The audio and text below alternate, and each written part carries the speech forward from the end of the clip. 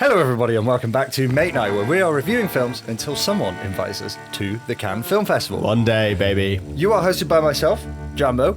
Yes. And the X, it's Fred. I put placeholders there and never got around to them. That's fair enough. I think it was like X-rated maybe. Ooh. Pornographic. Yeah. Sorry, Mum. I made sure to put the and in there because I didn't want to put triple X Fred, which is nice. a different Fred to Double what X, you extra usually large.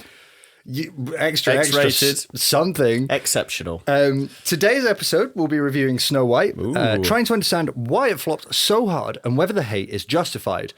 We'll start by each rating the film out of 10 in terms of our own personal enjoyment. Then we'll argue for a bit, slip into the Mate Night machine, and finish the episode with a true, correct, final, total score for Disney's Snow White. I can't wait to hear what the machine thinks of Snow White. Yeah, because there's all this talk about what the score is on IMDb and what the score is on Letterboxd. There's a lot of noise. But there's even more chatter. What a cut through the fat about what the Mate Night score. The fake news. The machine. So have you got a score that you're kind of ready to... I've had a score in my head for a while that I'm just going to commit to, I think. Yeah, okay. I think that's... I'm not tantalising. You're teasing Maybe I'll explain why my commitment will be... Yeah, Triple X. Maybe I'll explain my commitment to it once we get a more of an understanding as to where we fall, you know? Okay, right, are we ready? Should we go? Yeah, we want to do the classic old-timey 3, 2, 1. Ooh, who's going first? You can go first. Okay,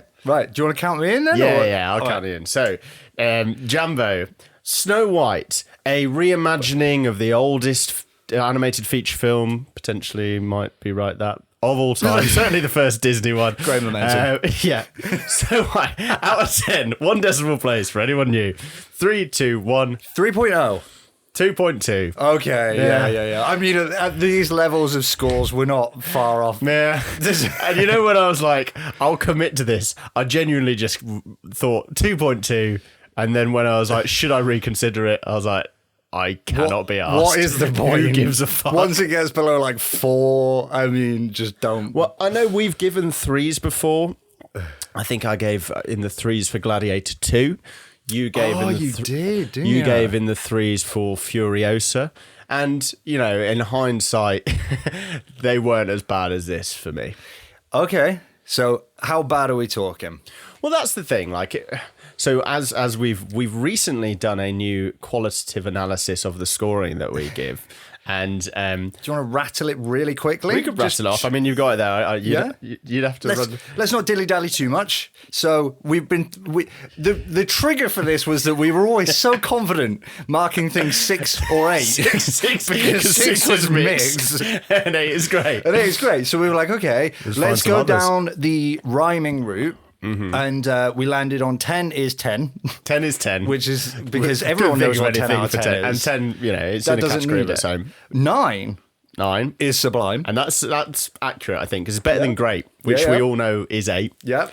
Then we get on to 7's a bit of the rogue. It's the Joker in the pack. It's not just smooth. How is it? It's smooth. It's smooth. So 7 is better than, you know, it's a good film. And it all. And when I say this, I want to just add that our gut reaction scores are a bit more subjective, so we won't hold them up to this as much. This is much more when it comes to kind of final scores. This gives you a better idea of where they sit. But 7 being smooth, it felt just right, didn't it? It really did. Just like very Goldilocks zone. 7, nice. That's nice. It's smooth. It's smooth. 6 is mixed, as everyone bears no explanation required. Yeah, I mean, it's obvious. It's mixed. And 5? 5 is a bogey. 5 is a bogey. It's not good. Yeah. But it's not terrible. Not terrible, but it's like a golf bogey. It's a golf bogey. Not a nose bogey. Yeah, it's like which might be more like a 4. Sometimes a bogey is actually like salvaging a good hole within golf. So we were saying, what's that for, you know, 5? Some films maybe, you know, it's got something going for it. Got something going for it. Yeah, it's not a stinker. Okay, 4 is poor. We're back on rhymes. Back on rhymes. We had a little detour there. 4 is poor. No more detour. 3. Okay, there were a couple we really struggled with. What did we land on with 3? Crap. 3 is crap. 3 is crap. Right, that's probably our worst one. So that's a 3 out of 10. But now, we've really. got a great one coming up Because 2 is just straight up poo. But to try and... Which is worse than crap. Which is definitely worse than crap. But I've spelt it poo as in P-E-U-X because I'm sure we've got some other reference to French. No, we don't. I think you were just so upset that I said, can we call it two is poo? And you're like, no, I refuse until... Yeah, happy. Well, I basically just bashed Jamie over the head with this two is poo every time the number 2 came up. So yeah, we're on two is poo. And then one. So one, we needed to have something that's worse than bad, really. And that's, something that we are morally against. Mm-hmm. And really, this could have fallen in that category in some respects. Oh, definitely. Which maybe we will get into. Yeah. But one, then we've landed on one ethical. Yeah. So, this was why I went two is poo spout. P-U-X is because I went unethical, which you said was Scottish. It's French, but we'll go with French. Un pour toi. So yeah, if you're ever wondering what did the Make Night scores really mean, hopefully that gives you a better understanding. Sorry for the detour from Snow White. So you've gone with two. Double poo. Talk to me about what the main thing that made this a 2 out of 10 is. Why was it really bad? I would say it was just really boring. Okay. And so that was my lasting impression. Going back and thinking back on it, I was like, look, they've done all these things that, unnecessary films are unnecessary, remakes are remakes. We had a commenter actually take umbrage with my response to Gladiator 2, and it was fairly justified. I think part of my issue being, why do we keep having these remakes when the argument that was posited was that remakes are a kind of tale as old as time. So I'm not going to have that much of an issue with that for Snow White. However, just the sheer boredom I felt all the way through waiting for this to finish, I just wanted it to really feel the effects of that. It deserved to have a lower score than just your average 5. So sometimes I'll go, look, if it was a pretty boring film, it'll hover in the 4 to 5 range. But because there were other elements that I really didn't like, so the dwarves, the CGI on the dwarves is crazy bad. Close to the uncanny thing where it just felt a bit uncomfortable. Just why are we doing this? The uncanny valley thing. Obviously, there's the whole kind of diversity aspect, which I don't care that much about, but it does. In this case, it seemed particularly stupid.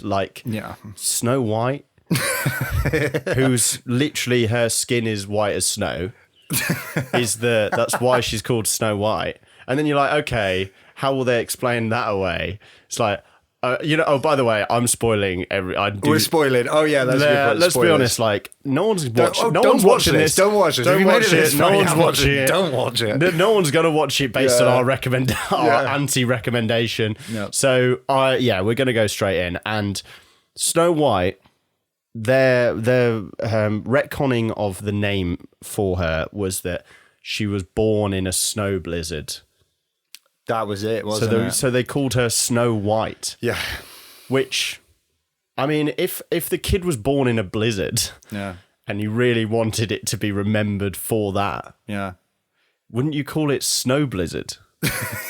No. Well, why would you call it snow? What? Where's the white come in? She's not white. She's Latina. Imagine you can't call your kid fucking Blizzard. What are you, Kim Kardashian? I bet kid's called Blizzard. Well, why would you call it Snow White? Why would you plump up? I've never heard the term. If I'm thinking, wow, snowstorm. I've never thought that Snow White. When I think of Snow White, it's literally because of the colour. Yeah. It's this is a very pure version of white. Chili. So chili. Or hypo. I don't know. You could hypothermic. I mean, there's so much to play with there, but yeah. Okay, so Snow White, I didn't really like that. I didn't like the dwarves. I kind of forgot. We started the film, and then they went into a song. And I was like, oh, it's going to be a musical. And I forgot that it would be. It makes sense because a lot of Disney films are musicals, but songs across the board were dreary, dull, broadly not memorable. There was one I kind of liked, which probably saved it from being in the ones. That for me was why I gave it a 3 was for all its problems. I did leave the cinema whistling. Did you? A little bit, yeah. I kept catching myself whistling in the afternoon. What was that on? Was that the Princess? I can't even remember. I was even whistling completely irrelevant stuff, but I was like, I never whistle. Right, yeah, but it doesn't count if you are just whistling I suppose they do say whistle while you work. So you reckon that's why? I didn't mind the music so much. Like, if I didn't hate everything else about the film, then I'd probably come out and go, yeah, the music was okay. It's just because I, like, broadly, horizontally just hated this film. The music probably gets a worse reaction than I think. It's just okay. It's like a 5-6. I thought the music was, like, pretty dull. Yeah, okay. Like, I didn't like any of the songs. Yeah. And it wasn't even like... You know, sometimes when you watch something with musical songs in it, you think, okay, these songs serve a purpose. Yeah. I've not come out of it thinking, wow, that was a really memorable one. I like that. Like when we did Wicked, I hadn't seen Wicked before. And I knew when I was listening to certain songs, like, I really like these songs. After it, I told you, went on the tram, accidentally played it out loud because my headphones weren't connected to Bluetooth. Very embarrassing. Very cool, yeah. But I was immediately like, yeah, I want to listen to some of these songs. Even for musicals where you're not enjoying the songs to that extent, you can still usually be like, oh, this is all right, this is fine, this does a job. I very much was not in that camp. I was like, I'm finding these songs very boring and I don't like them. Apart from Princess Problems, which was fine. That's it. There are a couple of all right ones. It reminds me of one thing I really wanted to get your take on, which was Gal Gadot's accent. Gal Gadot generally was bad. It was so bad. The only thing that she was good at was being the fairest in the land. Yeah. And that was another thing that really detracted from the film. She wore such an ugly outfit the whole film as well. But you know what? The Queen wears the stepmother, the evil step witch, wears a weird outfit in the original animated film, which I rewatched, by the way. You for this? I did. You good man. Like, you know what? That's what you guys come here for. I'll watch Snow White that again. level of commitment. Yeah, but I'll watch a film from the 1930s, which, if it's going by any of our previous experience with that, will be a real mixed bag. Well, out of 10, Snow White original. Out of 10 for me. Yes, objective. Gut reaction. Whoa. 5.5. Okay. Yeah. So still not great. Nah, not great. The animation's really dated. It is like genuinely, you know, all the hot water that they got into in the marketing run up for this. Did you hear about any of that? Yeah. That was unavoidable. For kind of shitting on the way. That was one of the things that they did wrong. One of the many things that they did wrong, but let's pick that one specifically. When they shat on the original Snow White and Rachel Zegler kind of went about in a way that really made her come across as very annoying.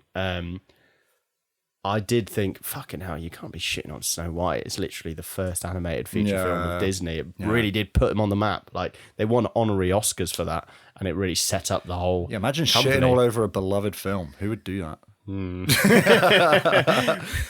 Like episode 7, 9, 14. Hey, we're in season 2 now. We didn't announce that. We'll come back to that. Yeah. We're on a roll. So I thought, well, you know what? Let's rewatch it. And I'll be honest with you, like, it is very dated. But she did it. She was more dragging politics into everything, which I think was really the bigger problem. And I think it was but also I do think that it was very easy for people to paint it with the brush of leftist woke agenda. I agree, actually. Yeah, I got a bit tired of that by the end of it. Like, as in, like, people just basically bullying the whole thing. It's just cancelling. I'm actually starting to be kind of today. Are you coming out? I'm a gay Latino. No, heard it here first. I'm actually becoming, kind of pro. She's like my guilty pleasure now, Rachel Zegler. I don't think I'm that far gone, actually. Yeah, that's a big statement. That, no, mate. I just kind of think that if someone had an argument with me about Rachel Zegler, I would back her corner. You know what, mate? I was going to come to this episode and make one defense in her direction, which was like, yeah, she's irritating as fuck, but she's obviously still just like a kid. And then I saw that she's 23 years old, and I realized there's no excuse for it. Well, but she is like, okay, she is 23, but I look at her and I'm like, she's just like a 15-year-old. Like, she's just like like, we were all irritating little shitbags at that age, and she's just a little irritating and has an audience of millions of people. It's classic, just drama kid, you know? Yeah. Needs to be center of attention. Hey, you know what? Time for kind of home truths. I remember one time when I was represented in primary school to be like, we had Ofsted. In the UK, they have this thing called Ofsted, where your school gets judged and then it's graded. It's quite a big deal. Yeah, it's massive. Real the big teachers deal. are like, see you, and like, they like years in choose advance. kids where they're like, okay, we're going to get these kids to speak to Ofsted. And they did like one every year. And they picked you. They picked me. I was just like model student. I don't know. Anyway, so there was a girl who I kind of fancied in the year above in the room with us. And so I just decided to be like, I'm going to crack some jokes. Like, I still remember That this. doesn't surprise me at all. The Ofsted guy was like, hey, is there anything you don't like about the school? And I was like, the teachers. like, so I did this the whole time. That's the only one I clearly remember. Yeah, like, acting up. Acting up. And like, my sister was in there as well, by the way. And so I remember we had sports day like straight after, and my sister was telling my mum about it. My mum was like, "Why did you do that?" And I was like, "No, it wasn't that bad." And then literally, like the next day, my teacher just bollocks me. She like took me to one side. Basically, he came into the classroom and said, "These are all the answers the kids gave," and obviously without context, without you giggling about it, it's just like, "What do you not like about the school?" One of them said he doesn't like the teachers. So a bit of a tangent there, but I literally empathise. Acting up and being a bit you grow out of it, obviously, but you know, she's a kind of drama kid that's literally centre of attention, right? Yeah. And she went about it a bit of a wrong way, and she was crucified, right? Absolutely crucified. It's totally unfair.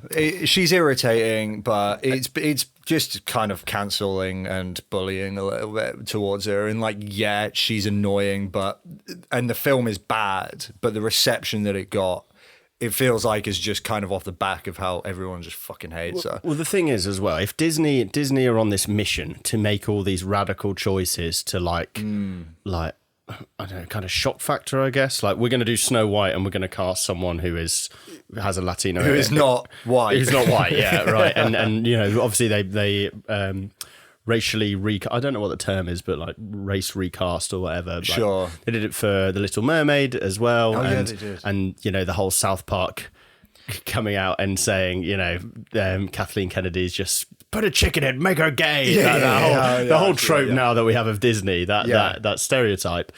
Look, the thing is, Disney can do all these rogue, wacky things, and if the product that they're bringing out is going to be good, people will forgive it. I agree. If Snow White had been really good, and I understand The Little Mermaid was pretty good, people don't really give a shit. Yeah. Obviously, Wicked had these issues in marketing, but everyone liked it quite a lot, so completely forgiven. In Snow White's case, it was just a pretty wank film, which really had no direction, wasn't enjoyable.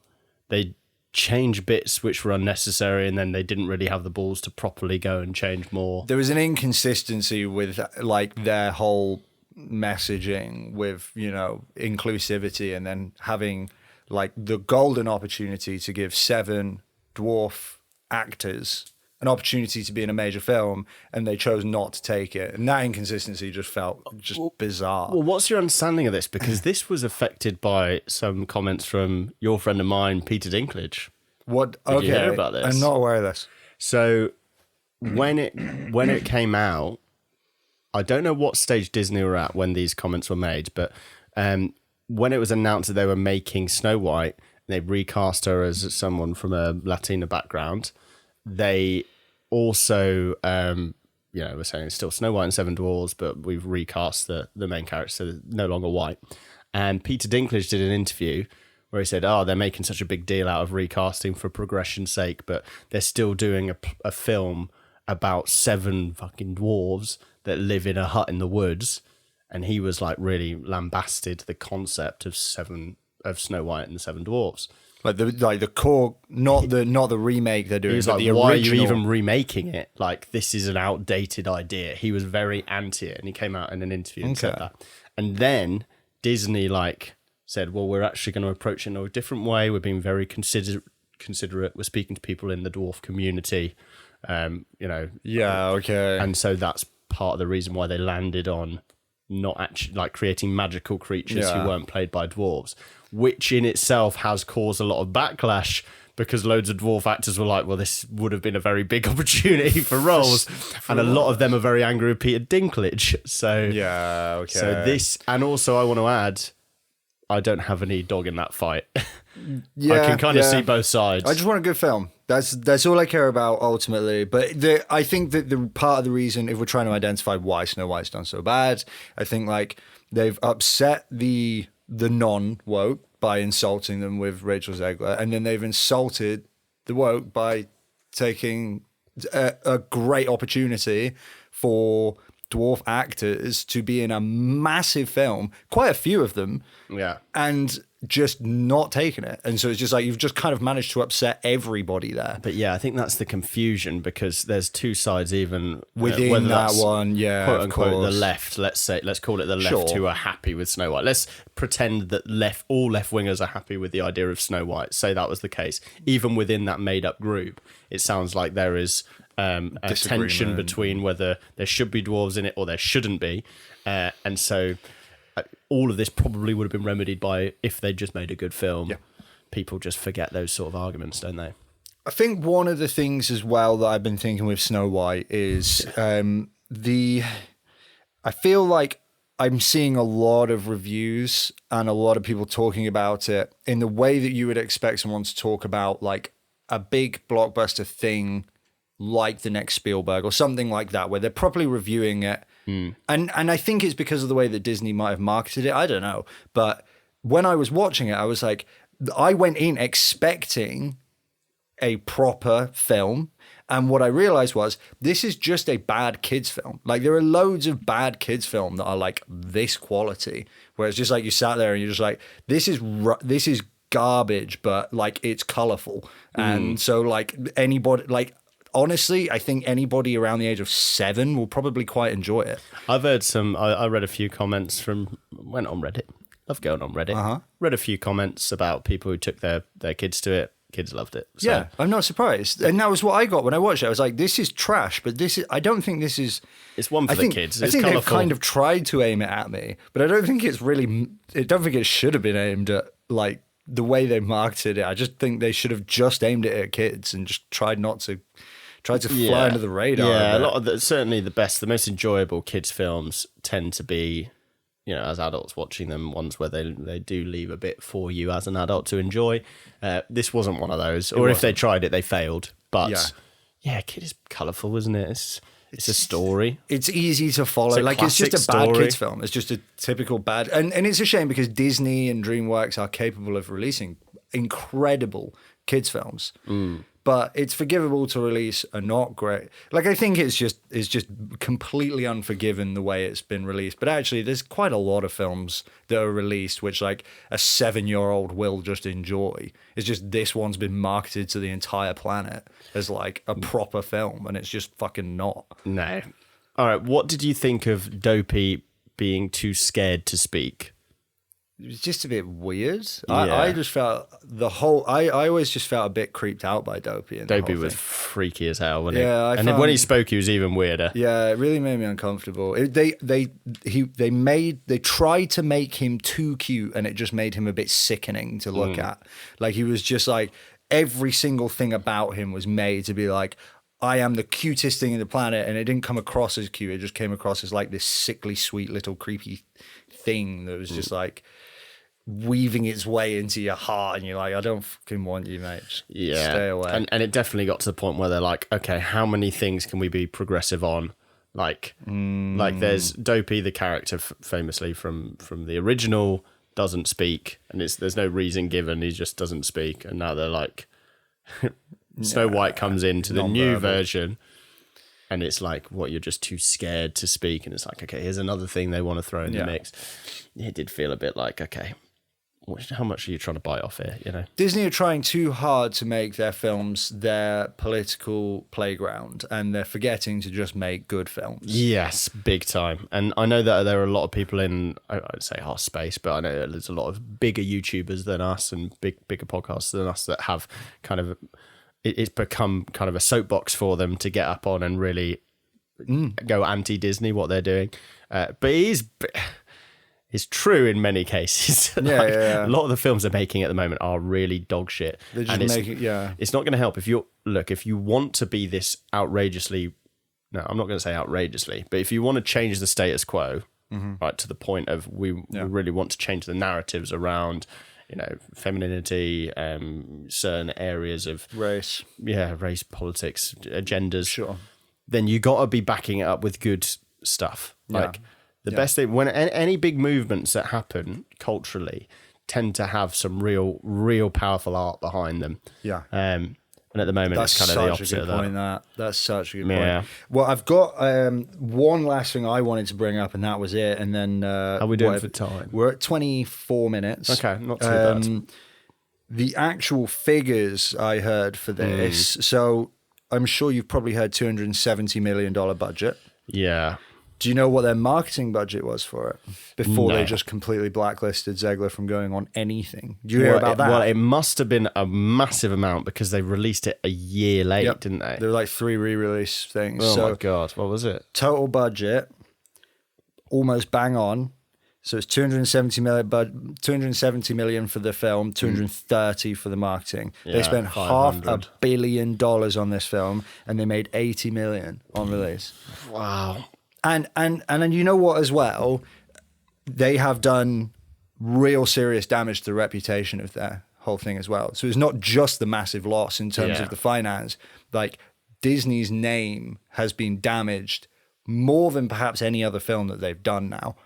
I can't think of a film where Disney's name has been dragged through the mud as badly as this Snow White one. Yeah, it's been shocking. It's made Joker look like a good release. The only thing that I would say has kind of been, I say positive, but I guess damage limitations is the fact that at this point, whilst it's come out, the fanfare for it has been so minute that it doesn't seem to be doing as much reputational damage now as it was about a year ago.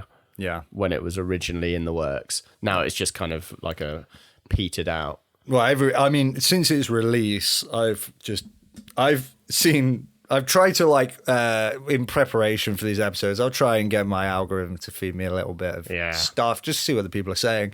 And I haven't seen anything that wasn't 100% hate. Where they were I was like, this is venomous. This is these guys hate this film. And I'm like, look, it's not good, and Zegler's irritating, and they've got this inconsistent ram down your throat messaging. But I don't know if it's a 3 out of 10. It's just move on. Yeah, I don't care about this. There are a few things that make you think, oh my God, and I think that you detract it just for the amount of stuff that has gone wrong. How disastrous it was. It means it knocks it down quite a few. Generally speaking, though, it's just very boring and doesn't add anything to your life going to it. One other little minute point I'll say on Rachel's behalf. Of course, I don't share this opinion because I'm not this shallow. Okay. But I'll just let you know what Rachel said, and you can make your own opinions. Sure. I would never say this. Thank you. Just to be clear, I don't judge women by their looks. Start clip now. What Rachel said. Start clip now. Was her biggest issue, one of her many issues, is the fact that Snow White is considerably less fair than the stepmother. Oh, right. Yeah. Okay. Okay. If the point. It's Gal Gadot. Gal Gadot is hey, it's no shame in losing to Gal Gadot. Gal Gadot's like a statue, a statue made of dreams. Yeah, that is. But okay, so there's that. And if you're going to say yes, but she was fair on the inside, but wasn't everyone always fairer than the stepmother on the inside? That's such a good point. So if the mirror's taking that into account. Well, it looks like the mirror's very surface level. But not too surface level, because eventually he does switch to Zegler, and if we're being objective... Maybe I'm just a bit... No, sorry, maybe Rachel is just a bit unhappy with the inconsistencies with the mirror's beauty power scaling. But I said, hey, I didn't even notice it, so... Yeah. Okay. Well, I tell you what, very quickly reminded me is, you say everybody in that universe is relatively fair. I came across a hilarious theory that was I came across this theory before I watched it, and it was the parents were basically running a monarchy-led communist society.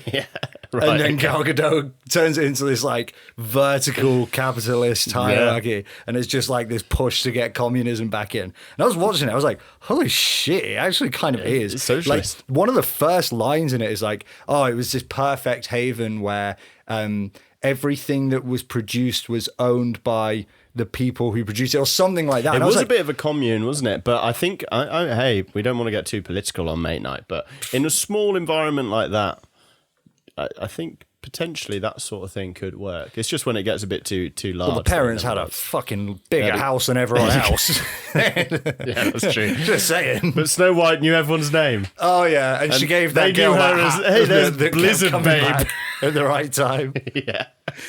Yeah, okay. All right, well, is there anything else you want to bring up before we slip into the Mate Night machine? Okay, so just for, I will say this for the benefit of Tara, because she actually gave me a lot of time today, is all the stuff that Rachel Zegler's doing politically around kind of the whole tweeting Palestine, pro-Palestine stuff is one thing that's pretty ballsy, whatever side of that you fall on.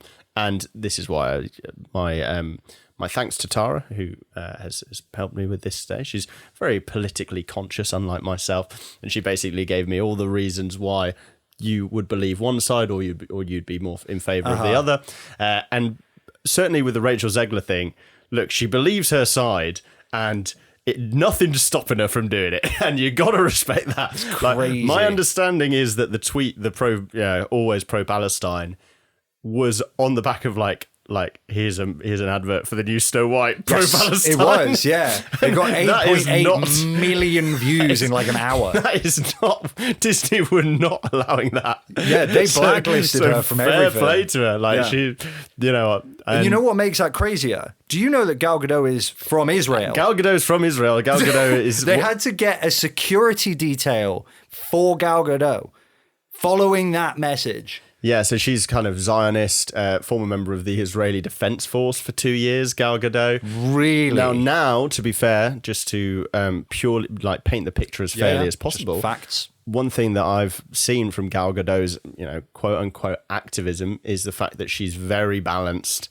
Yeah, which must be very difficult because she is like Israel's most famous person. Right. Certainly famous celebrity, so I'd say. Have a lot of people from that end kind of she really has to be, like every time she doesn't say specifically, I am super pro-Israel in this situation, she gets flamed by loads of high-ranking Israel officials. So what she's doing is basically saying, I don't like war. And I think that's pretty fair. That seems fair enough. Whilst being, Israeli. So... Well, that has actually been a really interesting episode and a shorter one for us because we've been very strict on it today. So, yes. Well done us. Shorter, and I thought we really kind of gave our all into explaining why we didn't really like this film. I wanted to, as I said, give some thanks to Tara, a little assist there. I know we didn't go into it as much as I potentially said I would, Tara, but that is a can of worms, so we'll leave that for today. Oh, yeah, that's not Mate Night content, unfortunately. But what we're going to do is we're going to slip into the Mate Night machine. We're going to ask the Oracle to give us the final score. We're not entirely sure who's going to be able to listen. We're going to fall through a forest. We're going to get some branches are going to grab us. We might hi-ho. Yeah. We might off to work we may go. We've got princess problems. We're no, I'm not going to say that. No, let's leave that and go into the main. Okay, we'll be back in a minute then.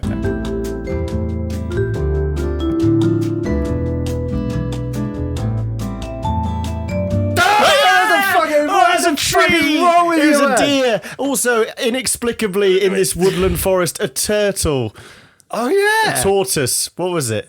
But having said that, one of my major complaints was that I was like, "What the fuck is that tortoise doing? Why am I so upset by this?" That's obviously the most unrealistic part of this whole film. It is in the original, which I'd forgotten about. Okay, so I was like, "Oh, completely forgiven." Well, didn't mention it, but I still don't understand it. Like, okay, if you're going to give like a menagerie of different animals from across the globe, do that. Why not do woodland animals plus chucking plus a rogue tortoise, and then deer and squirrels and mice and rabbits? Right, you've diverged. We've been back for literally 1 second and we're on a tangent. So back on. All right. We've been to the Mate Night machine. The Mate Night machine, and it has given us the correct score. So Snow White, $500 million spent on this film. Billy. That's a lot of money. That's a lot of cheddar. Not beloved, to say the least. Mostly because people seem to really hate Rachel Zegler, and you know what? But hey, I'm Team Zegler. Yeah. Well, I don't know if I'd go that far. You're so counterculture, man. I love it. Yeah, that's me. That's me. I've got an Android phone. Okay, so the Mate Night Machine has determined that Snow White, out of 10, the final correct score, once and for all, it got a 1.7 on IMDb. But really? I didn't know I think it might actually be the lowest rated film in history on IMDb. Oh my God, that is stinky. 3.69 out of 10. That is really bad for Mate Night, though.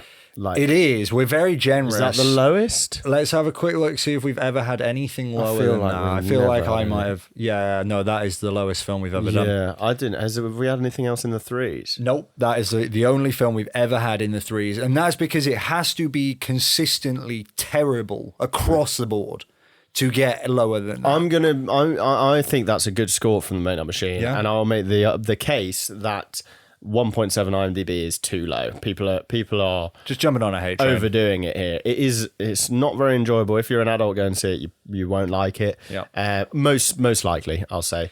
But your kid, maybe not all kids, but there are going to be a proportion of kids.